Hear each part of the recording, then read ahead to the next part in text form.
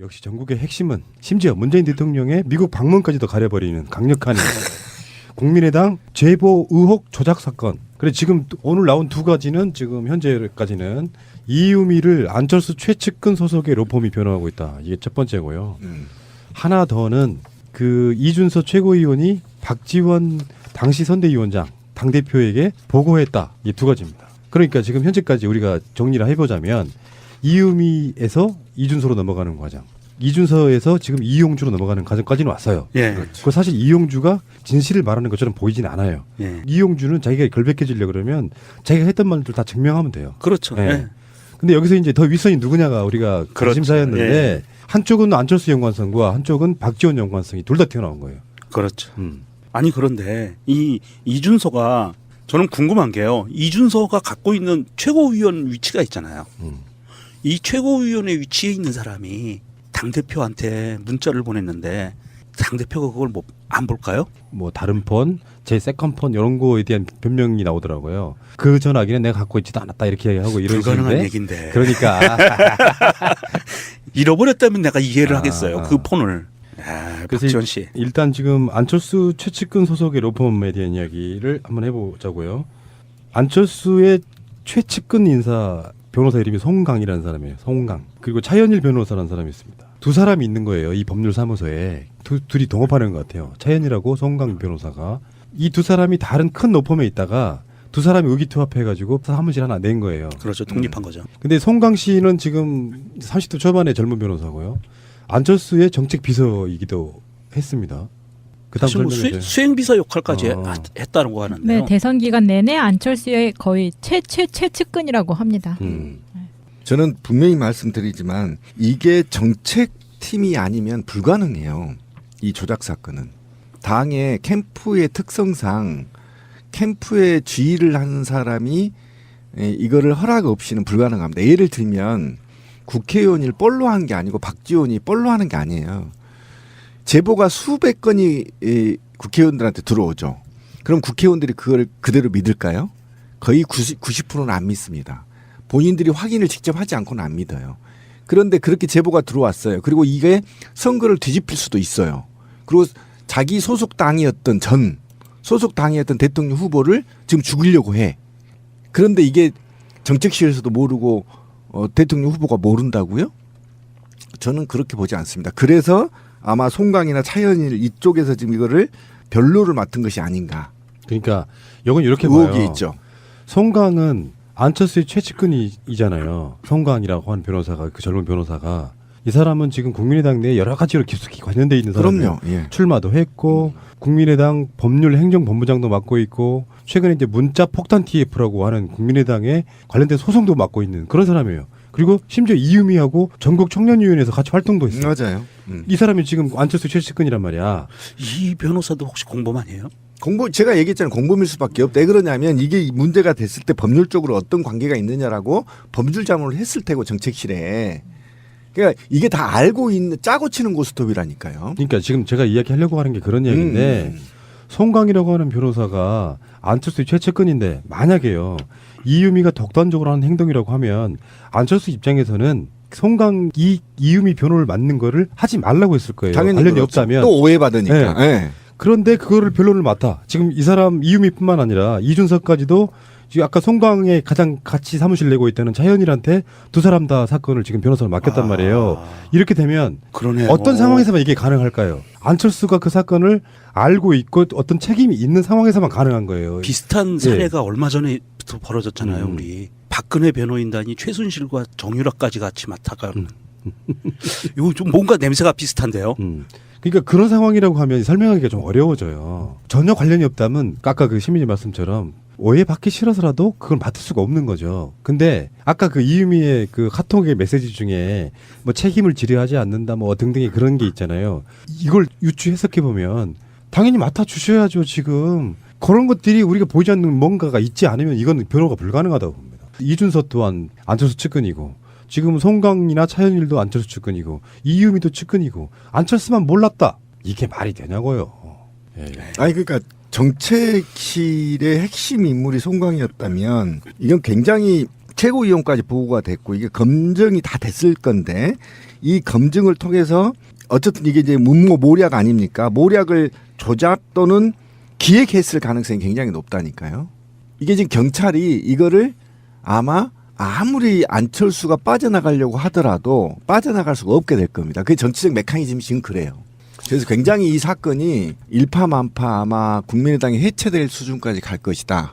예측하는 게 그런 건데. 아니 그렇게 얘기했어요. 당 차원에서 조직적으로 개입한 정황이 드러나면 해체하겠다라고 그 공식적으로 발언까지 근데 했는데요. 그거는 반대로 해석해야죠.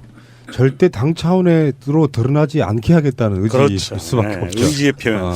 니들 다 입 다물어 이렇게. 그런데 저는 한 가지 깜짝깜짝 놀라면서 나는 이 사건이 터지고 나서 우울증 덕이 화병이 생기려고 그러는 게 상상만 해도 놀라워요. 만약에 이 공작이 대대적인 성공을 거둬서 안철수가 대통령이 됐다라고 생각을 하면 비비케 사건처럼 되는 거예요.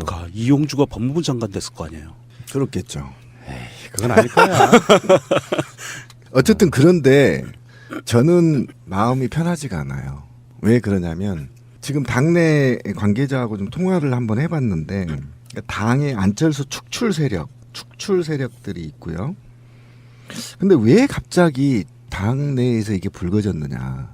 이게 굉장히 지금 저는 불안한 게 뭐냐면 솔직히 말하면 지금 사당 체제가 굉장히 좋습니다. 문재인 정부 성공에도 좋고요. 향후의 선거에도 굉장히 좋은 분위기가 있습니다. 그런데 누군가가 당내에서 국민의당을 해체하고 일부는 민주당으로 들어가고 일부는 바른정당으로 가려고 하는 세력이 보인다. 이런 겁니다. 왜 그러냐면 지금 이대로 가면 광주에서 지방선거 박살납니다. 그럼 그 이후에 존립 자체가 흔들리거든요. 그러면 어떻게 공천을 할 거냐? 얘 지금 물음표가 던져 있는 겁니다. 국민의당에서는. 그리고 더 크게 한번 볼까요? 지금 양당 체제를 완고하게 바라는 자본과 기득권 세력들이 어떻게 하면 국민의당과 바른정당을 깨서 바른정당은 자유한국당으로 가게 하고 국민의당은 민주당으로 가게 해서 양당 체제로 가야 다음 정권에서 한번 쌓아볼 만 하거든요. 그런데 지금 바른정당과 국민의당이 중간 지점에서 있는 한 자유한국당이 새누리당 계열의 자유한국당이 다음 정권에 요원하거든요. 그러니까 이 판을 흔들려는 음모 세력들이 지금 국민의당에서 깊게 관여하고 있다라는 것이 포착되고 있고 정황이 드러나고 있는 거거든요.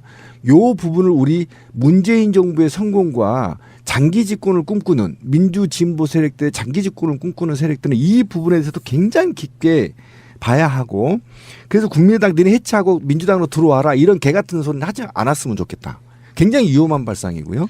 그다음에 바른정당과 국민의당이 자꾸 깨져 가지고 양당 체제로 다시 또 회귀해 버리는 이런 사태가 발생하기를 바라는 세력들이 누구 세력인지를 색출해내는 굉장히 이런 지금 정치적 메커니즘이 어렵게 복잡하게 작동되는 게 지금 국민의당 내부의 증거 조작 사건의 빌미거든요. 그래서 굉장히 이것도 깊게 좀 봐야 된다. 네, 지금 이 시점에서는 그 이야기를 먼저 꺼낼 수 있는 상황은 아니고요. 지금 터져나오고 있는 여러 가지 의혹들에 대한 걸 정리한 뒤에 나중에 한참 시간이 지난 뒤에 그걸 설명해 줄 수 있는 그 시점은 저는 아닌 거라고 보고 굳이 이제 말씀을 드리자고 하면 국민의당 스스로가 지금 최근에 어떤 분위기를 보면 그 안철수 축출, 박지원 축출 이런 것들이 흐름이 있는 건 사실인데 있어요. 그거는 나중에 이제 다룰 수밖에 없는 이야기고 문제는 현재 이음이 단독 범행이냐 첫 번째 이거는 이제 국민의당이 만들고 싶어하는 프레임이고요.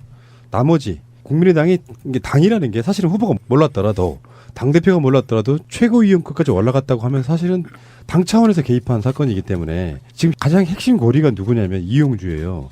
이용주가 원래 알고 있었음에도 불구하고 그 조작 사건에 가담했다고 하면 당이 관여한 게 되는 거거든요. 네. 그러니까 이준서도 자기 스스로는 나 그 사건 몰랐다고 계속 부정하는 거고요. 이용주도 부정하는 겁니다. 두 사람 최고위원, 한 사람은 공명선거 출신 단장, 당의 공식 기구에 꽤 중요한 인물들이 개입해서 알고도 그 짓을 했다면 그러니까 이미 사실은 정황적으로는 알고 있었을 거라는 것이 드러나 있는 상황대잖아요. 그러니까 국민의당 입장에서는 지금 두 가지 방법이 있는 거예요. 하나는 핵심 고리들은 거기에 대해서 필사적으로 막으려고 하고 있고요. 왜냐하면 당이 지금 완전 풍비박산, 당이 없어지는 존립위기에 있는 상태인 거잖아요. 막으려고 하고 있는 거고, 한쪽에서는 이왕 이렇게 된 거 어차피 내년 지방선거 때까지 버텨봐야 이 당은 끝난다라고 생각했던 사람들은 차라리 공중변에 시키자라고 덤비는 세력이 있는 거예요. 문제는 이제 박지원과 안철수라고 저는 보거든요. 예.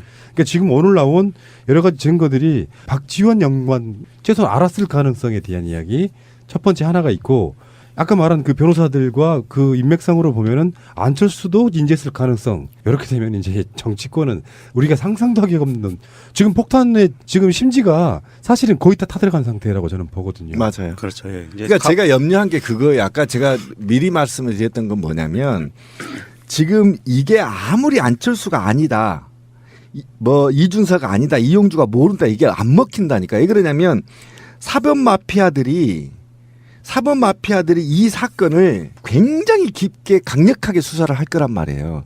그러니까 아무리 안철수가 나 아니라 하더라도 이 사법 마피아들이 국민의당을 깊게 수사할 거란 말이에요. 굉장히 깊게 수사하고 강도 높은 수사를 할 거란 말이에요. 그렇기 때문에 국민의당이 어차피 이 사건을 최고 지도부가 알았든 몰랐든 국민의당은 존립이 흔들려 버린단 말이에요. 이게 지금 핵심이에요. 우리는 지금 프레임에 이용주가 뭐 알았니 어쩌니, 이준서가 알았니 어쩌니, 이게 지금 말려 있는데요. 실제로 그렇지 않다. 이건 아무 의미가 없어. 검찰이 알아서 깊게 조사를 할 거기 때문에 결과적으로는 알았다는 것이 밝혀질 거란 말이에요. 지금 이제 국민의당이 깨지고 있는 과정이 뭐냐? 과정인 거예요, 지금. 지금 지방의회 어떤 의원분 한 분이 탈당을 선언하면서 이제 이게 와해되기 시작하는 거예요. 이러다가 불안감 느끼는 사람들이 이제 계속 뛰어내릴 거라고 보면은 그냥 자기들이 셀프로 정계 개편해주고 있는 그런 느낌에 좀 가깝고, 이제 시작일 거라고 보고. 이거 새누리당도 하기 힘든 모략을 지금 한 거잖아요. 그렇죠? 네. 굉장히 큰 사건입니다. 이건 굉장히 무서운 사건이고요. 2017년에 대한민국에서 이 새정치를 하고 전라도를 중심으로 한 이 정당에서 이 모략이 나왔다는 건, 이게 알았든 몰랐든 안철수하고 박지원은 정치 생명 끝나는 겁니다. 사회 떠나야 돼요. 안타깝습니다. 제가 볼 때는, 제가 듣는 소문에 의하면 우리가 믿고 의지했던 사람들도 알았다고 해요. 이게 굉장히 심각한, 내부에서는 좀 심각한 문제인 겁니다. 이게 사실이든 아니든 국민의당을 풍지박살 만들어 보려고 하는 세력들이 있다. 일파만파 커질 거고, 예. 존립이 어려울 겁니다, 아마. 사람들이 좀 자극적인 걸 원하기 때문에 생기는 현상인데, 조작 사건이 이루어진 건 맞고요. 그들 말처럼 일개 당원도 아닌, 사실은 당원도 아닌 당직자의 그 농간을 몰랐다고 해도 그냥 모질이 정당인 거고, 주요 당직자들이 이걸 알면서도 계속 가자고 했다고 그러면 진짜 이 사람들은 정말 쓰레기인 거고, 어찌됐건 저 국민의당은 이번 사건으로 그냥 끝났다라고 보는데, 어느 선까지 알고 있었느냐가 이제 그 주요 그룹들 중에 핵심 중에 박지원과 안철수 둘 다 의심하고 있잖아요. 사실은 이쪽 분들은 알고 있었을 거 하는 개연성이 없다고 생각하고, 제가 어제 나간 방송에서 안철수 씨가 문재인 후보에게 던지던 질문을 계속 보면 이 사람은 이거를 답을 듣고 싶어 하지 않았다니까요. 그때 그 방송 들어보셨죠? 3번을 계속 틀어주시던데. 그러니까 왜 그러냐면 안철수는 이거를 실제로 물어보고 싶은 생각이 없었어요.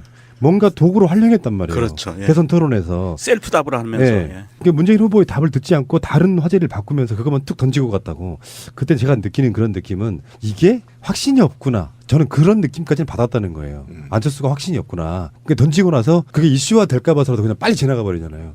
그런 느낌이었었고, 어쨌건 이게 이제 주말 지나면서 저는 이렇게 봅니다. 앞으로 향후에 검찰 수사 결과가 나올 텐데 이유미와 이준서와 지금 이제 아마 이용주까지가 참고인 비슷하게 처음에 시작해서 조사를 받게 될 거라고 저는 보이는데, 그리고 나서 그게 어느 정도 윗선으로 향할지에 대한 그거 수사 결과들은 우리 방송 이후에도 계속 나올 거라고 보고, 이런 걸 멘붕이라고 하죠. 그런 분들 있죠. 얼마 남지도 않았는데 그 당으로 건너가신 몇 분들 있잖아요. 네. 그분들은 인생을 어떻게 그렇게 살았니? 재수가 없어도 그렇게 없니? 중요 당직을 맡고 계시는 이현주 씨도 있잖아요. 아, 그분 어떻게 해? 이현주와 이 박영선의 차이 같은 거 아닐까요? 그런가요? 판을 잘 읽어. 내가 살아남을 곳이 어떤 곳인가. 아, 정말 아이고 우리 연주 언니 어쩔까 이거. 그러니까 지금 그 국민의당 무슨 뭐 최고위원 회의나 무슨 회의하잖아요. 예. 아, 이현주 그렇게 어두운 표정은 처음 봤어요. 맞아요. 정치적 장래가 굉장히 어두워 보이더라고. 발언도 예. 풀이 죽었어요. 예, 알겠습니다. 자, 안철수 최측근 변호사들 이음이 변론 맡아. 왜? 자, 박지원 대표에게 이준석 그 상황 보고해. 박지원 못 들었다. 왜? 변호사 이름이 송강이라는 사람이에요. 송강. 그리고 차현일 변호사라는 사람이 있습니다. 두 사람이 있는 거예요. 이 법률사무소에. 둘이 동업하는 것 같아요. 차현일하고 송강 변호사가. 이 두 사람이 다른 큰 로펌에 있다가 두 사람이 의기투합해가지고 사무실 하나 낸 거예요. 그렇죠. 독립한 거죠. 근데 송강 씨는 지금 30대 초반의 젊은 변호사고요. 안철수의 정책 비서이기도 했습니다. 그다음 사실 뭐 설명해 주세요. 수행비서 역할까지 어. 했다는 거 하는데요. 네, 대선 기간 내내 안철수의 거의 최측근이라고 합니다. 저는 분명히 말씀드리지만 이게 정책팀이 아니면 불가능해요. 이 조작 사건은. 당의 캠프의 특성상 캠프에 지휘를 하는 사람이 이건 이렇게 의혹이 봐요. 있죠. 송강은 안철수의 최측근이잖아요. 송강이라고 하는 변호사가 그 젊은 변호사가 이 사람은 지금 국민의당 내에 여러 가지로 깊숙이 관련돼 있는 사람이에요. 그럼요. 예. 출마도 했고 국민의당 법률 행정본부장도 맡고 있고 최근에 이제 문자 폭탄 TF라고 하는 국민의당에 관련된 소송도 맡고 있는 그런 사람이에요. 그리고 심지어 이유미하고 전국 청년위원회에서 같이 활동도 했어요. 맞아요. 이 사람이 지금 안철수 최측근이란 말이야. 이 변호사도 혹시 공범아니에요? 제가 얘기했잖아요. 공범일 수밖에 없다. 왜 그러냐면 이게 문제가 됐을 때 법률적으로 어떤 관계가 있느냐라고 법률 자문을 했을 테고 정책실에. 그러니까 이게 다 알고 있는 짜고 치는 고스톱이라니까요. 그러니까 지금 제가 이야기하려고 하는 게 그런 얘기인데 이거를 허락 없이는 불가능합니다. 예를 들면 국회의원을 뻘로 한 게 아니고 박지원이 뻘로 하는 게 아니에요. 제보가 수백 건이 국회의원들한테 들어오죠. 그럼 국회의원들이 그걸 그대로 믿을까요? 거의 90%는 안 믿습니다. 본인들이 확인을 직접 하지 않고는 안 믿어요. 그런데 그렇게 제보가 들어왔어요. 그리고 이게 선거를 뒤집힐 수도 있어요. 그리고 자기 소속 당이었던 대통령 후보를 지금 죽이려고 해. 그런데 이게 정책실에서도 모르고 대통령 후보가 모른다고요? 저는 그렇게 보지 않습니다. 그래서 아마 송강이나 차현일 이쪽에서 지금 이거를 변로를 맡은 것이 아닌가. 그러니까 그냐가 우리가 그렇죠. 관심사였는데 예. 한쪽은 안철수 연관성과 한쪽은 박지원 연관성이 둘 다 튀어나온 거예요. 그렇죠. 아니 그런데 이 이준서가 저는 궁금한 게요. 이준서가 갖고 있는 최고위원 위치가 있잖아요. 이 최고위원의 위치에 있는 사람이 당대표한테 문자를 보냈는데 당대표가 그걸 뭐 안 볼까요? 뭐 다른 폰, 제 세컨 폰 이런 거에 대한 변명이 나오더라고요. 그 전화기는 내가 갖고 있지도 않았다 이렇게 하고 이런 불가능한 식인데. 얘기인데. 그러니까 잃어버렸다면 내가 이해를 아. 하겠어요. 그 폰을. 그래서 박지원 씨. 일단 지금 안철수 최측근 소속의 로펌에 대한 이야기를 한번 해보자고요. 안철수의 최측근 인사 역시 전국의 핵심은 심지어 문재인 대통령의 미국 방문까지도 가려버리는 강력한 국민의당 제보 의혹 조작 사건. 그래 지금 오늘 나온 두 가지는 지금 현재까지는 이유미를 안철수 최측근 소속의 로펌이 변호하고 있다. 이게 첫 번째고요. 하나 더는 그 이준서 최고위원이 박지원 당시 선대위원장 당대표에게 보고했다. 이 두 가지입니다. 그러니까 지금 현재까지 우리가 정리를 해보자면 이유미에서 이준서로 넘어가는 과정, 이준서에서 지금 이용주로 넘어가는 과정까지는 왔어요. 예. 그 사실 이용주가 진실을 말하는 것처럼 보이지는 않아요. 예. 이용주는 자기가 결백해지려 그러면 자기가 했던 말들 다 증명하면 돼요. 그렇죠. 네. 예. 근데 여기서 이제 더 윗선이 누구?